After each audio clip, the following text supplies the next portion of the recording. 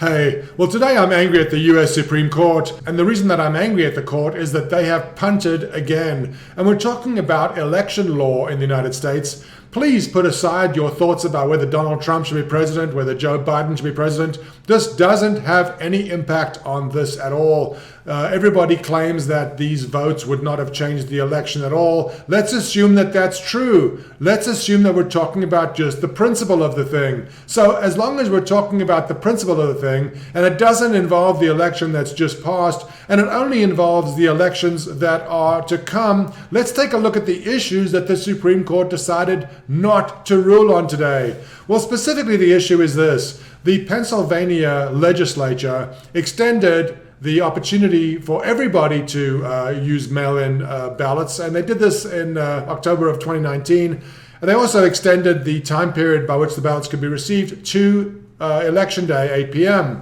Well, Pennsylvania Democrats did not like this, went to court, sued. The court ruled that that time period could be extended. They said by 3 days because of potential postal issues. But we come to the crux of the case. Does the Pennsylvania legal system, the courts, have the right to amend the voting laws that have been established by the legislature? And the answer is they do not. The legislature quite clearly is the ruling entity and has the final say. So when Pennsylvania changed the rules and allowed ballots to be received after Election Day, a suit was taken to the U.S. Supreme Court in an attempt to stop it. And the U.S. Supreme Court at that point was only an 8-person court, and the 8-person court split 4-4 on whether they would even review the case on an expedited basis. And that's how things stayed. The election proceeded, Pennsylvania certified its election results, and now the issue is raised again at the Supreme Court. Originally, it was raised on an expedited basis to try to stop the certification of the votes.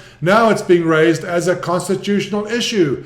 If the legislature has the right to set voting rules, do the state courts have the right to overrule them? And I will jump to Justice Alito's dissent because he describes the problem quite clearly. I'm going to read it to you and give you a brief synopsis.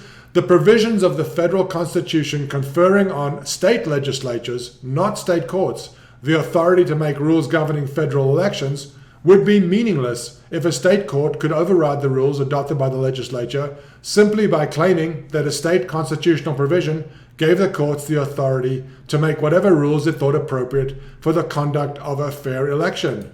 And this is exactly what has happened here. The legislature has been overruled by the state courts. Which entity has the right to determine what rules govern elections? You know, there have been examples of 2 candidates being declared the victor, one by the courts and one by the legislature, and it happened in more than one state. You can refer to Clarence Thomas's dissent, which I will attach to find more information on that. The US Supreme Court has really let us down. These are issues that need to be decided. Who is going to decide it if not for the US Supreme Court? There is no higher authority than the US Supreme Court. Who has the right to set election laws? If the state legislature is the only entity that can set a law, who is the state court to override it? And who is it that we turn to when the state Supreme Courts act inappropriately? I mean, I will turn to Justice Clarence Thomas, who wrote the dissent today, and I will point you to the fact that this is not even an opinion. The Supreme Court declined to hear the case. They claimed that the issue is moot, that it doesn't even matter anymore. Well, it does matter. It matters for all future elections. I would also point out that Clarence Thomas in his dissent points out an amazing fact, which is this. The Pennsylvania legislature, when they expanded the process for mail-in balloting, the percentage of mail-in ballots in 2018 was only 4%. By 2020, it had risen to 38%. No one can claim that these mail-in ballots do not have a dramatic effect on the outcomes of the elections. If we have any confidence in our election, it has to be that these mail-in ballots are sacrosanct, that they are legitimate, that they are counted legitimately.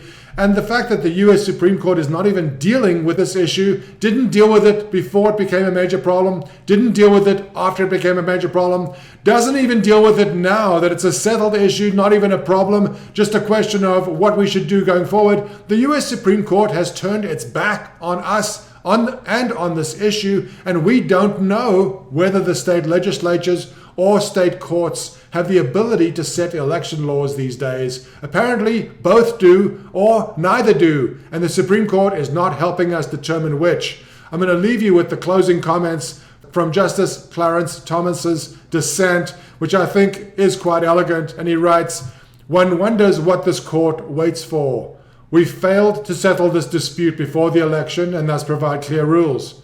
Now we again fail to provide clear rules for future elections. The decision to leave election law hidden beneath a shroud of doubt is baffling.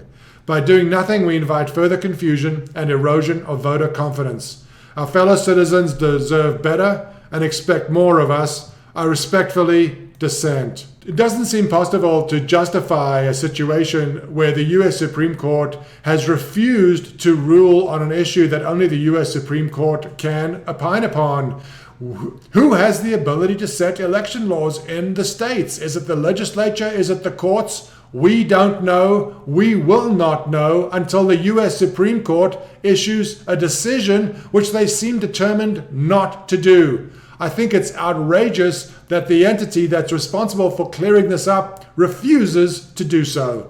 Please let's wake up.